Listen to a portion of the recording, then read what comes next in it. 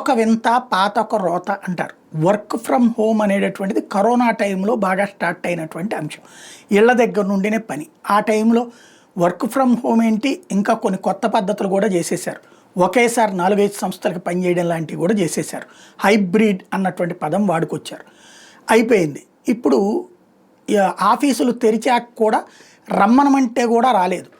కొంతమంది అవసరమైతే మానేసినటువంటి వాళ్ళు ఉన్నారు. వర్క్ ఫ్రమ్ హోమే చేసుకుంటాం, ₹2 తక్కువైనా పర్లేదని. కానీ ఇప్పుడు రోజులు మారినాయట. వర్క్ ఫ్రమ్ హోమ్ కాదు, వర్క్ ఫ్రమ్ ఆఫీస్ అయితేనే వస్తామంటున్నారట.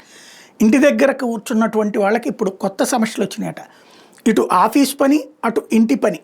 ఇంట్లో కూడా అదో ఇదో కొనుక్కురమ్మంటమో లేకపోతే ఎవరో ఒకళ్ళు వస్తూ మాట్లాడడం, ఇటు చేస్తూ ఇటు వర్క్ మీద కాన్సన్ట్రేట్ చేయలేకపోతున్నారు. ఇక్కడ దానికి తగినటువంటి నైపుణ్యం కొరవడుతున్నటువంటి పరిస్థితి. అప్డేటెడ్ ఆఫీసులో కూర్చున్నప్పుడు ఒకళ్ళతో ఒకళ్ళు మాట్లాడుకుంటున్నప్పుడు ఒకళ్ళకి తెలియదు ఇంకొకళ్ళ దగ్గర నేర్చుకుంటుంటారు. ఇంటి దగ్గర కూర్చుంటే అది సాధ్యం కావటం లేదు. పైగా క్రియేటివిటీ తగ్గిపోతుంది. దానికి తోడు మానసికంగా ఒత్తిడికి గురవుతున్నామంటూ వర్క్ ఫ్రమ్ హోమ్ వద్దు, వర్క్ ఫ్రమ్ ఆఫీస్ చేస్తామంటున్న వాళ్ళ సంఖ్య ఇప్పుడు పెరుగుతుందట.